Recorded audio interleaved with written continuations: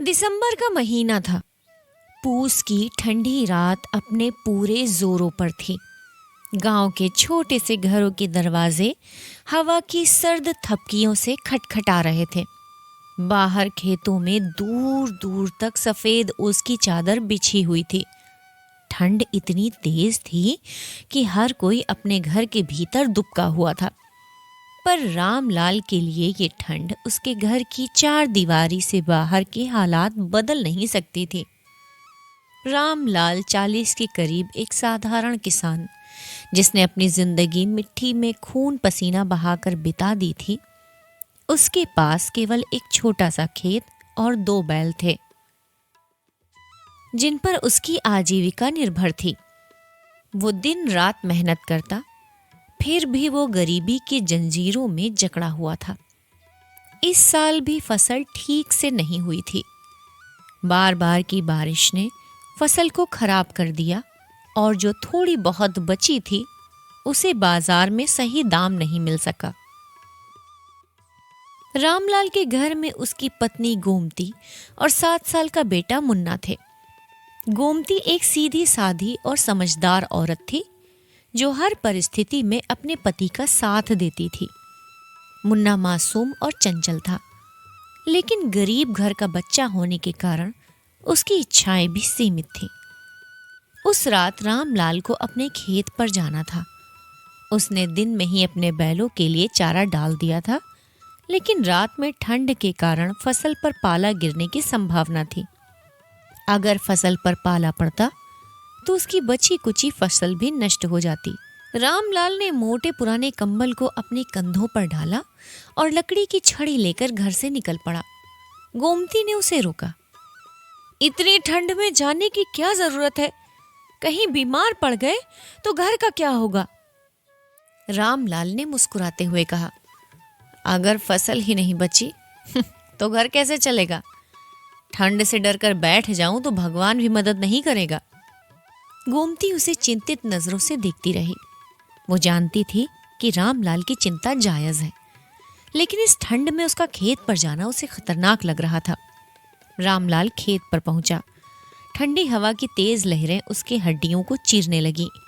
वो बार बार अपने कंबल को कसकर लपेटता, लेकिन ठंड किसी तरह उसके भीतर घुस ही जाती। उसने अपने बैलों को देखा, जो कोने में एक दूसरे से सटे खड़े थे।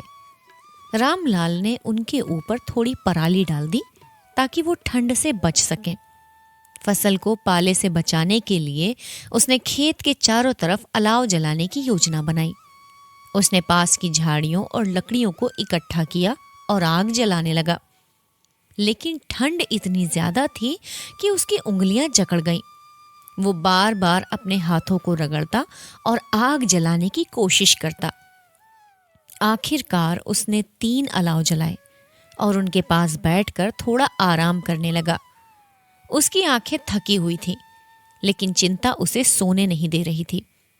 वो बार बार सोचता, अगर फसल नष्ट हो गई तो कर्ज कैसे चुकाऊंगा? मुन्ना के स्कूल की फीस कैसे भरूंगा? ठंड के बीच रामलाल के मन में पुरानी यादें ताजा हो गईं।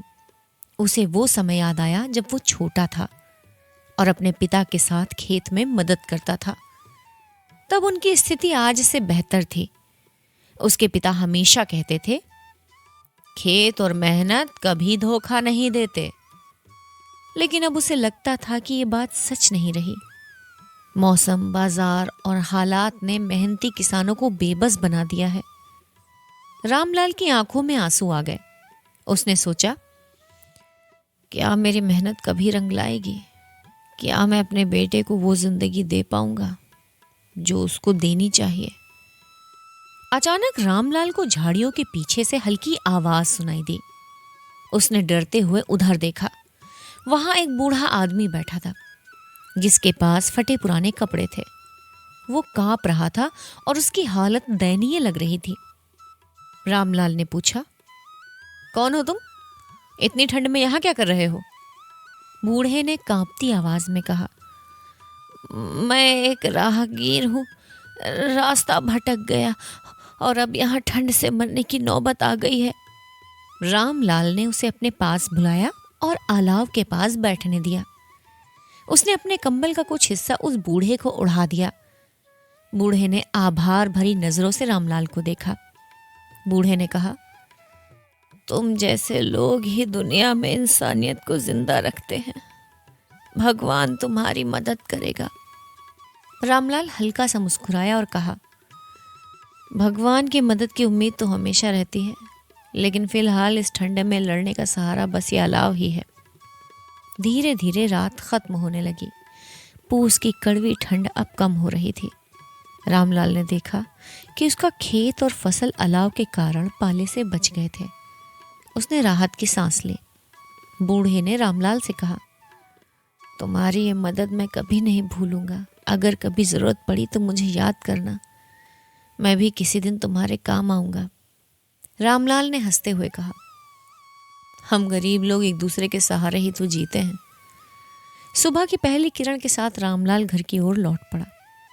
उसकी आंखों में थकान जरूर थी, लेकिन दिल में उम्मीद का नया दीप जल चुका था।